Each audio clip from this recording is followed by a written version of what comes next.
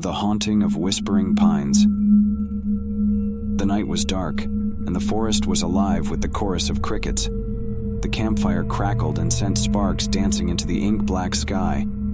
Around the fire, a group of friends huddled close, their faces illuminated by the warm glow of the flames. They were on their annual camping trip, deep in the heart of the Whispering Pines forest. But this year, something was different. An unsettling tension hung in the air. Gavin, the tallest of the group, poked at the fire with a long stick, breaking the silence that had settled upon them. "So, has anyone heard the stories about this place?" he asked, his voice trembling ever so slightly. His question was met with uneasy glances and exchanged whispers. Amy, a young woman with fiery red hair, finally spoke up. "Yeah, my granddad told me that this forest is haunted," she said, her eyes darting around nervously. "He said it's cursed, that the trees here whisper secrets of the past." The flames flickered and seemed to cast eerie shadows upon the group. Ryan, a skeptic who never believed in such tales, scoffed. "Come on, Amy, it's just an old legend.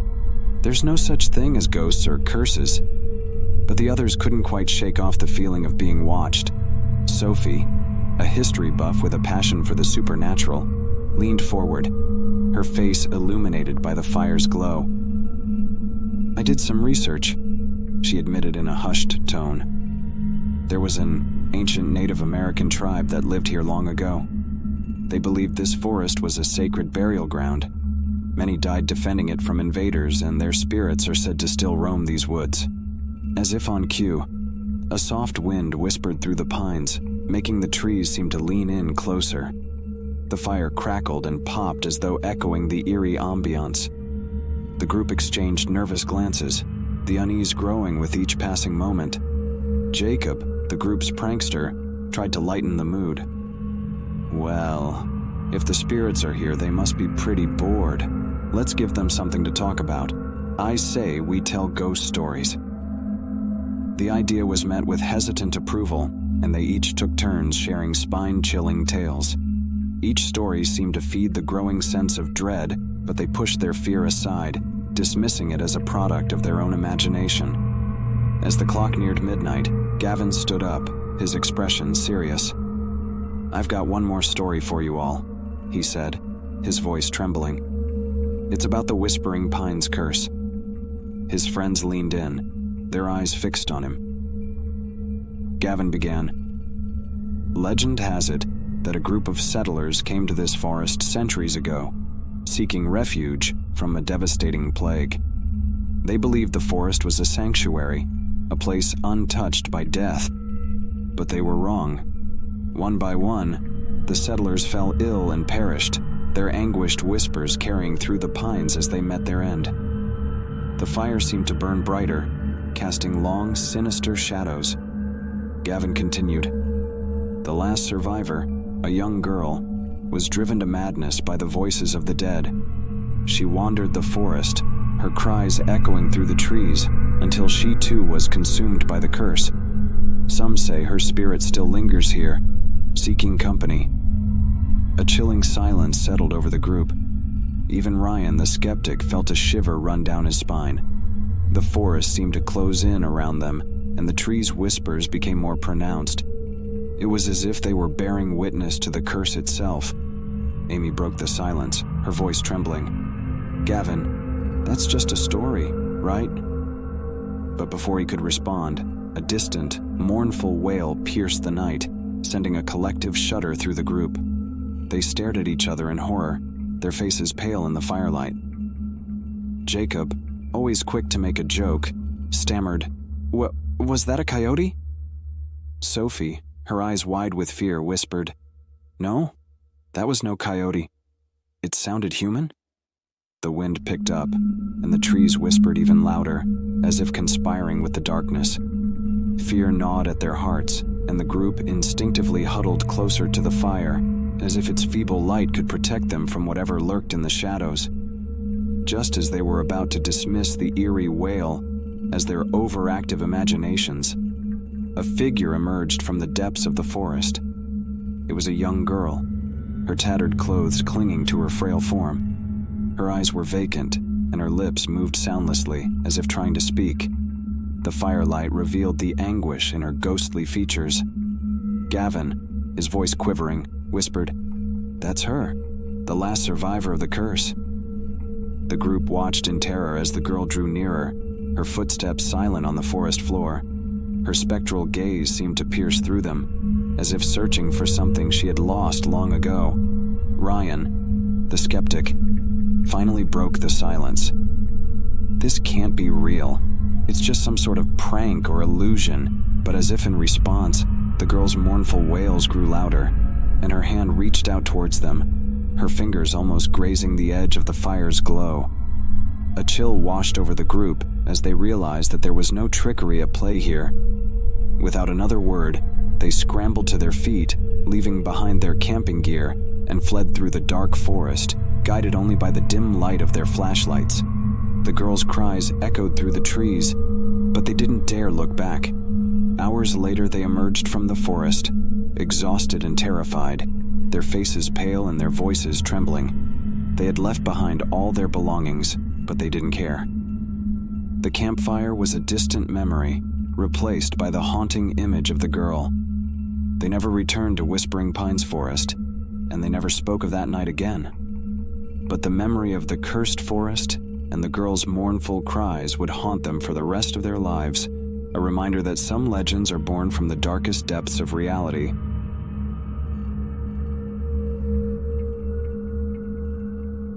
The Haunting of Blackwood Campfire. As the crimson sun dipped beneath the horizon, casting long, eerie shadows across the dense forest, a group of friends huddled around a crackling campfire deep in the heart of Blackwood Forest. The night air was thick with anticipation, and an eerie silence hung like a shroud over their campsite. Among the group was Sarah, a brave and adventurous soul who had convinced her friends to embark on this camping trip.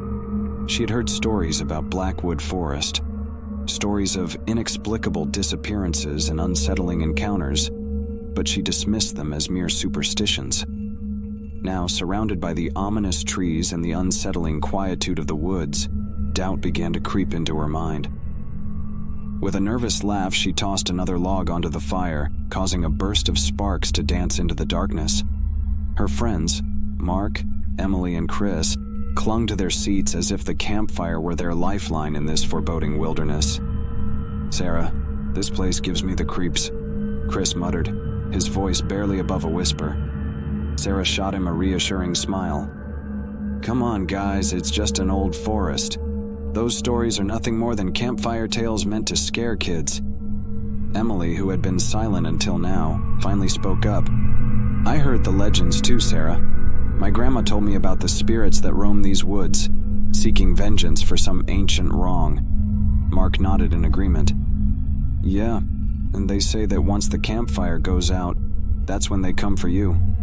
Sarah chuckled. "Well then, we'll just keep the fire burning all night. Problem solved."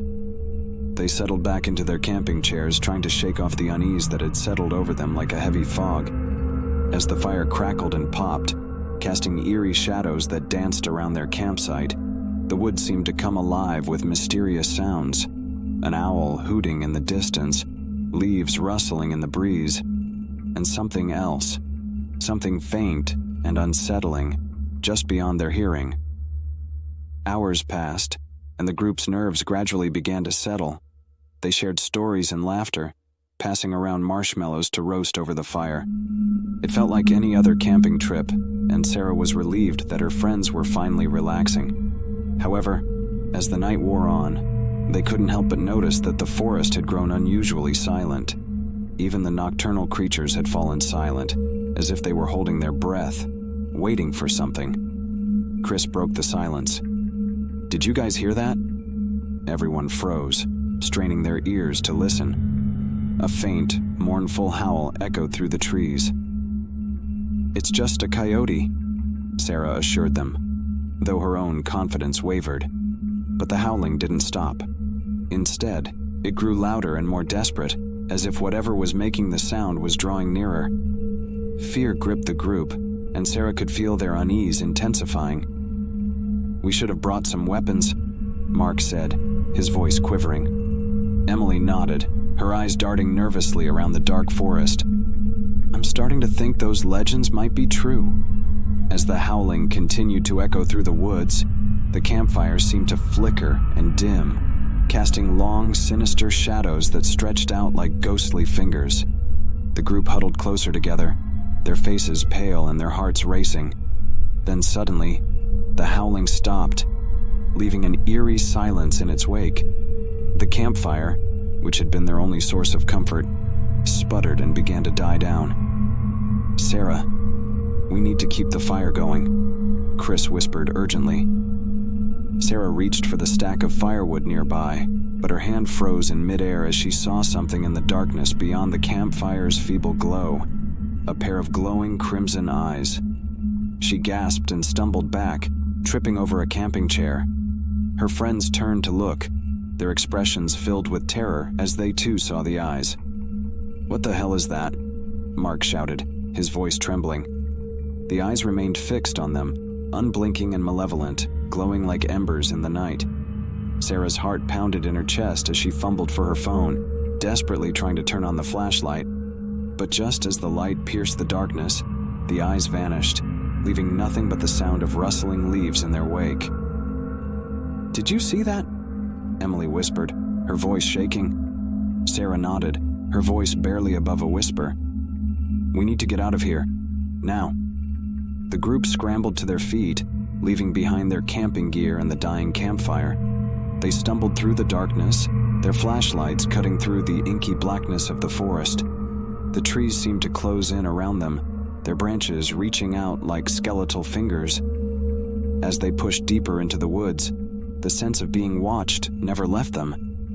They heard strange, ghostly whispers on the wind and felt an otherworldly presence lingering just out of sight. As they pushed deeper into the woods, the sense of being watched never left them. They heard strange, ghostly whispers on the wind and felt an otherworldly presence lingering just out of sight. Hours passed, and exhaustion began to take its toll. They had no idea where they were going or how to find their way back to the safety of civilization. The forest seemed to stretch on endlessly, an endless labyrinth of shadows and dread. Just as hope was dwindling and they were on the verge of despair, they stumbled upon an old, dilapidated cabin hidden deep in the woods. It was a decrepit structure, its wooden walls weathered and rotting, but it offered the only shelter they could find. With trepidation, they pushed open the creaking door and entered the cabin. The interior was as eerie as the forest itself, with cobwebs draping from the ceiling and an overpowering musty odor. They huddled together, their flashlights revealing the forgotten relics of a bygone era: a rusted pot-bellied stove, faded photographs, and a tattered ancient journal. Sarah picked up the journal, her curiosity getting the better of her. She began to read aloud, her voice trembling with each word. June 15th, 1937. "I can hear them outside, those wretched spirits that haunt Blackwood Forest. They are drawn to the fire, drawn to the light. I've tried to keep the fire burning, but it's fading, and so am I." The group exchanged fearful glances as the words sank in. It seemed that the cabin's previous inhabitant had faced the same malevolent presence that now pursued them. Emily shuddered. "We can't stay here. We need to find a way out of this nightmare." But just as they were about to leave the cabin, the front door slammed shut with a deafening bang, sealing them inside. They pounded on the door, but it refused to budge. Sarah's voice trembled as she spoke, her breath visible in the frigid air. "We're trapped." As they turned to face the room, they saw the glow of those same crimson eyes staring at them from the shadows. The malevolent presence had followed them, and it was closing in. With nowhere left to run, they huddled together, their hearts pounding with fear, as the haunting presence of Blackwood Forest descended upon them, determined to claim them as its own. The last thing they heard was the sound of mournful howling, echoing through the cabin, before the darkness swallowed them whole, and the world outside the cabin ceased to exist.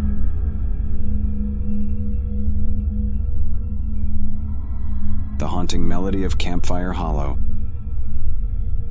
Campfire. Hollow was a place that local folks warned outsiders never to visit. It sat nestled deep in the heart of the English countryside, hidden by a dense canopy of ancient oaks and willows. The Hollow had a sinister reputation, earned through countless stories of eerie occurrences that plagued anyone brave enough to set foot there after dark. One crisp autumn evening, 4 friends decided to put the legends to the test. David, the natural-born leader of the group, had heard the most stories about Campfire Hollow. He convinced his friends, Sarah, Mark, and Emily, to join him on this daring adventure. Armed with flashlights, sleeping bags, and a bundle of firewood, they set out for the sinister Hollow. As the sun dipped below the horizon, the woods became an impenetrable labyrinth of shadows. Twigs snapped underfoot, and rustling leaves seemed to whisper unsettling secrets. The air was thick with a palpable unease as they ventured deeper into the woods. Finally, they arrived at Campfire Hollow. It was a natural amphitheater, surrounded by towering trees that seemed to leer down at them. In the center, a ring of ancient stones formed a perfect circle, perfect for a campfire. David began to assemble the fire as his friends settled onto their sleeping bags, nervously glancing around. "Come on, guys. This is just a bunch of spooky stories," David said, trying to hide the quiver in his voice. "Nothing's going to happen here." As the fire crackled and cast eerie shadows on the gnarled trees, Mark took out his guitar and strummed a few chords. "Let's lighten the mood with some music," he suggested. Mark's guitar melodies filled the hollow, momentarily easing their fears. They sang along, their voices cutting through the chilly night air. But as the last note faded, an unsettling silence descended. That's when Emily noticed it, a faint, ghostly melody drifting on the night breeze. It was like nothing she had ever heard before, a mournful tune that seemed to emanate from the very heart of the hollow. "Do you guys hear that?" Emily whispered, her voice trembling.